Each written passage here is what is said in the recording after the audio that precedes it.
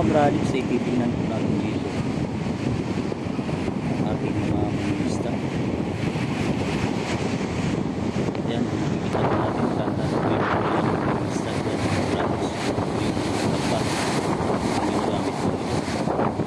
Ayan, mapansin po natin napakalaki yung alon mga bradiks. Medyo malaki yung alon at malakas yung hangin. Wala namang ulan pero mapansin po natin yung lakas ng hangin.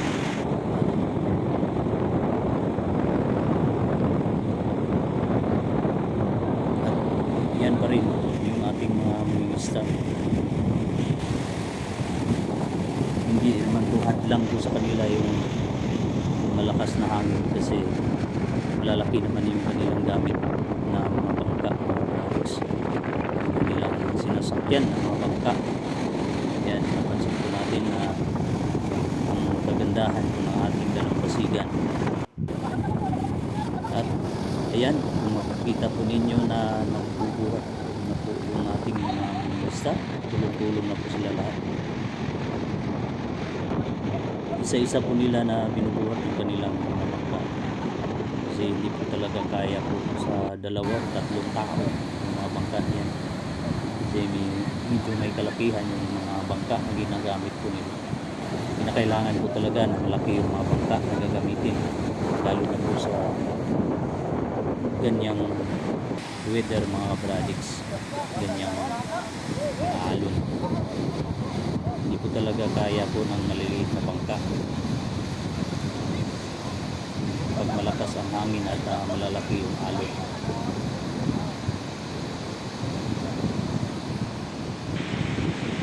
Habang tinitingnan po natin sila, saya-saya po talaga tingnan mga bradiks. Saya po nila, parang dun sa kanilang sarili parang walang takot at walang pag-alilangan yung kanilang trabaho mga bradiks. Kasi kailangan po talaga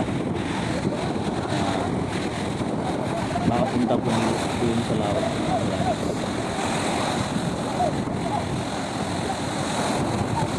Dahil yun po talaga ang buhay po ng ating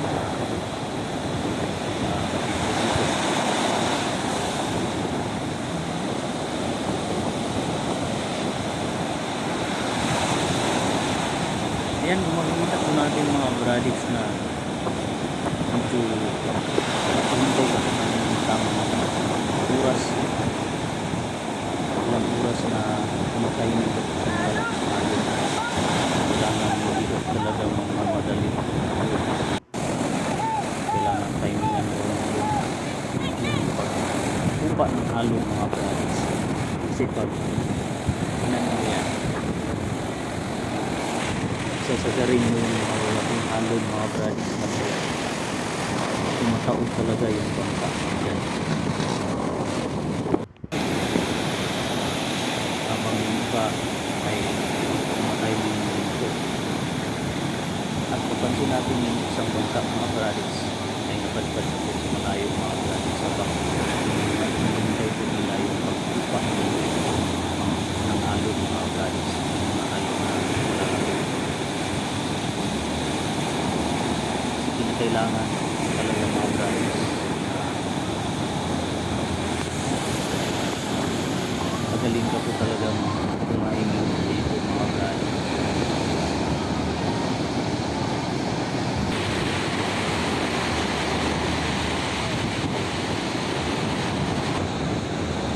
Ayan, tagal talaga bumupag. Ayan, pag-usip na po mga bradiks.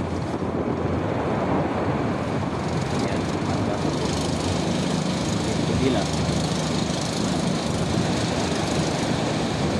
Diyan.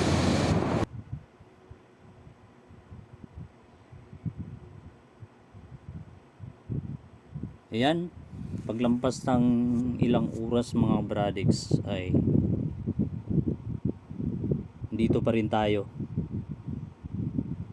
Patuloy pa rin tayong nagmo-monitor po sa sa ating mga mangingisda. At kung mapansin po natin ninyo mga bradiks, ayan, nakauwi na yung iba at yung iba paparating pa lang at may dumating po dito mga Bradix. Titingnan po natin kung may huli ba talaga ang kanilang lambat.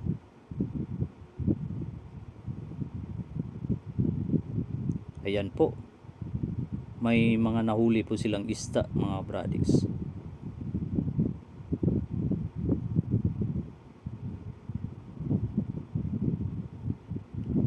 Good job talaga mga Bradix. Wanda, nabilin. Malalaki pong nahuli. Guys, no ibe. 0.6 limpyo. Lagi ko, tamo ka rin lagi ko ka. Tambok. Pila kilo na boss? Boss, kanang lagi ko.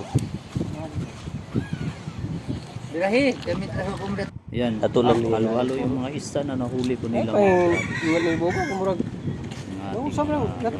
Kasi nabugto ana, nagkaw na po sana. Yung ba, yung ako tang testing ang pandar. Sa mura magdi, piti isa din, di naman balik ko kon. Di naman ba? Yan. Yan mga Bradix. Ang mga Kung nagustuhan gwapuhan ninyo man itong din video isda. na to, don't forget to like and at kung pwede lang po mga Bradix, sa hindi pa po nakasubscribe po sa aking channel, Lalagan ako dyan. ano naman ma-subscribe nyo ang aking channel. At Kwato hanggang dito na lang ang video na to. Sana po nasa mabuting kalagayan pong lahat, at ang masasabi ko, good luck and God bless po sa lahat, at lagi niyong tandaan na ito ang inyong Kabradix.